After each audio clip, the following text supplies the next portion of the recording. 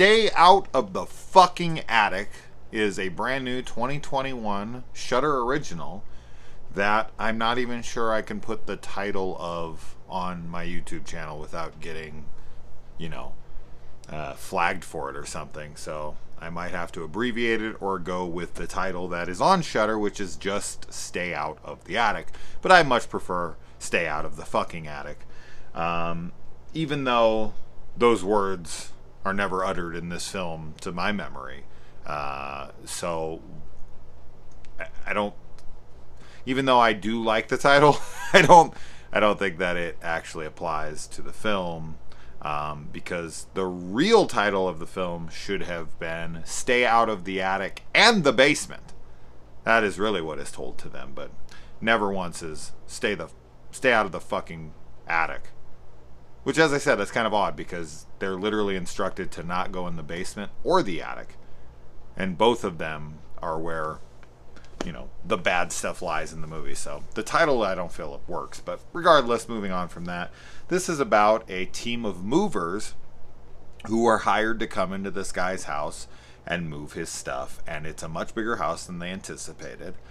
And, they really need the work. And the guy offers them 4 times the money if they can get him out by morning. And they're like, no way, that can't be done. But one of them is very gung-ho on getting 4 times the money, so she talks them into taking the job. And of course, they are instructed to stay out of the attic and the basement. That is not their concern or priority. They just need to pack and move the house overnight. While in the house, they encounter, or should I say, they find some stuff that makes them very weary of the job, and then they are, trapped in the house. So, I'm trying to keep it vague.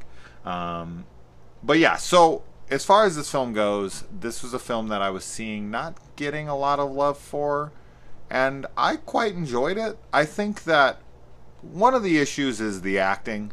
The acting from the main character, the main male lead of the film, the boss of the moving company. His is wooden. It's not very emotional. He tries, but I don't feel like it's successful in the more dramatic parts.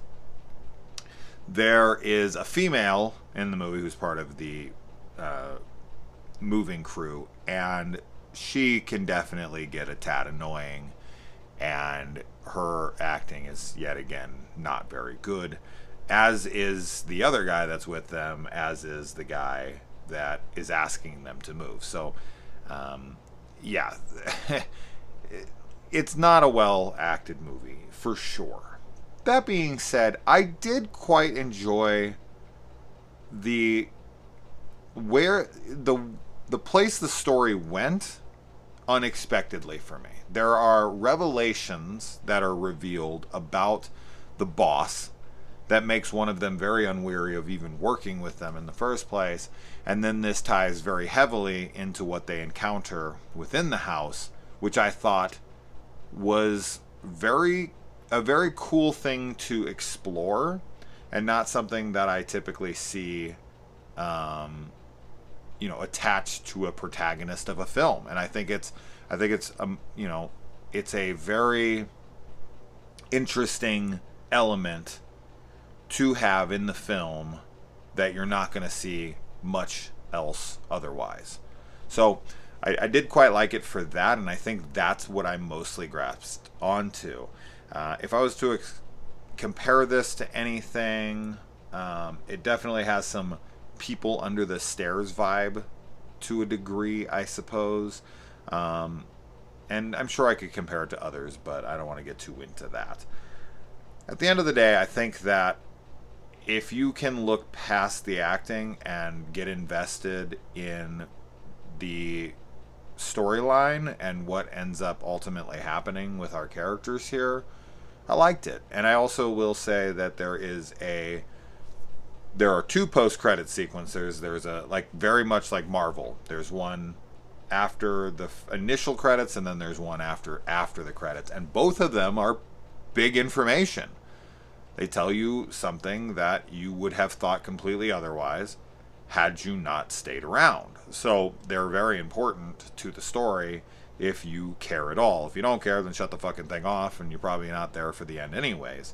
But regardless, I dug this, and I think there's some pretty good kills in it as well.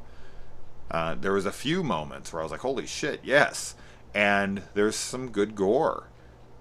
And I think that what this movie lacks more than anything is acting and certain characterizations that can be annoying. But if you can look past that, I think this is a good time. I quite enjoyed it.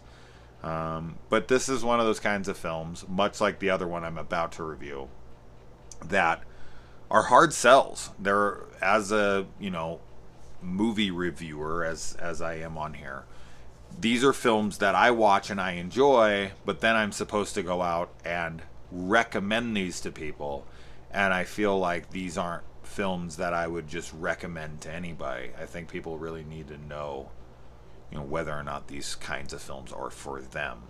But yeah, I liked it, and I think I've already given you guys enough to go on to see if maybe you would like it. So let me know if you watch it. It's on Shudder, another Shudder movie. This is 2 Shudder films in a row that I watched, including Slacks, the Killer Gene movie, and now this one. And yeah, they just keep releasing movies that I like this year, but nothing to my memory I've loved yet, unless I'm completely forgetting something, which is totally possible, and just not at the top of my head at the moment. But so far they're doing good.